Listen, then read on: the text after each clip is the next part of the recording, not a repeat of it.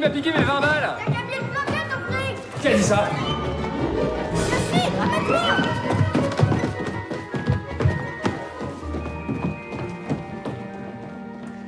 Ça n'a pas été trop nos références à nous, disons qu'on a plutôt assumé revenir à une culture de l'imaginaire qui existait déjà dans le cinéma français au début de son invention. On peut parler aussi de Méliès, on peut parler... Et donc tant mieux si ça peut rappeler ces maîtres-là français. C'est vrai que nous on a plutôt grandi avec le cinéma américain des années 90, le cinéma de Spielberg, de Zemeckis, de Cameron.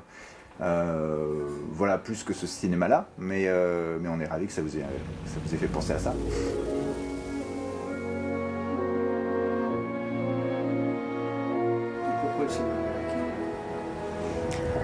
Ben, je pense que c'est pour la simple raison que c'est celui qu'on a regardé nous pendant notre enfance et notre adolescence en fait. Je pense que c'est vers ce cinéma-là nous on a été attirés en tant que jeune public et du coup qui nous a forgé et qui est devenu au fil du temps une référence et quelque chose qui est devenu notre ADN en fait de cinéma. Et puis je crois que à titre personnel j'adore comment ils utilisent la caméra, la musique, comment ils assument pleinement de créer des mondes différents, comment ils assument clairement leur médium en fait. C'est-à-dire que oui, on peut ressentir des émotions avec des images et de la musique.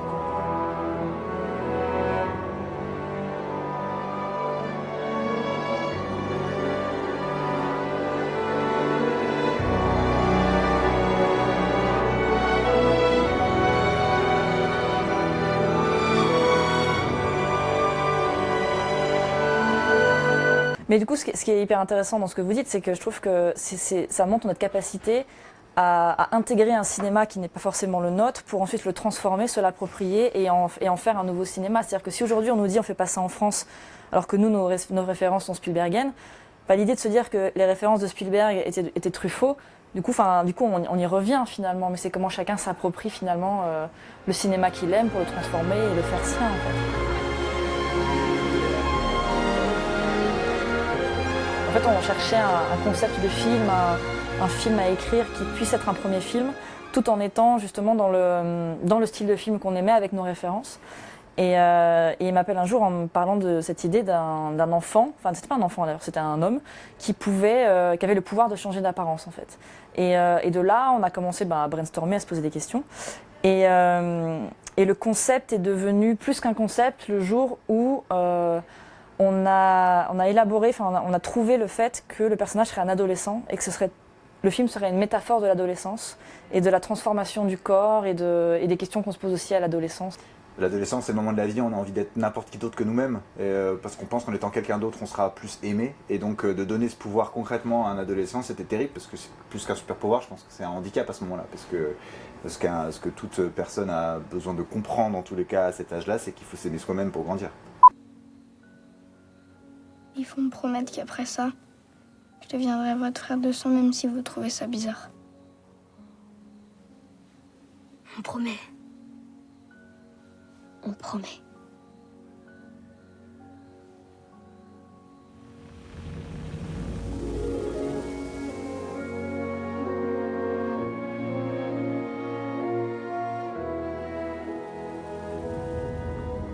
En fait, ce qui nous intéresse, c'est pas tellement de donner les informations sur les personnages, mais c'est de placer les personnages émotionnellement dans des conditions narratives qui nous intéressent et qui traitent du sujet qu'on veut traiter.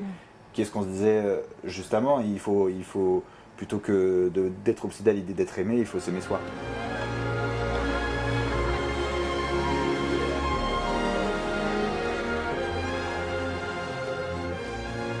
Dans la vraie vie, mais avec un filtre légèrement merveilleux, on est un peu dans une histoire bigger than life, comme disent les Américains, un peu plus grand que la vie, et avec un personnage qui a cette capacité extraordinaire de pouvoir se transformer. Mais on n'explique pas d'où vient ce pouvoir, on n'explique pas pourquoi il l'a, et lui-même d'ailleurs ne le sait pas forcément.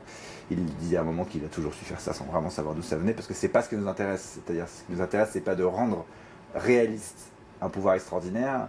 Ce qui nous intéresse, c'est de faire accepter un concept poétique et de s'y tenir narrativement. Oui, c'est un conte. C'est un conte. Tout à fait.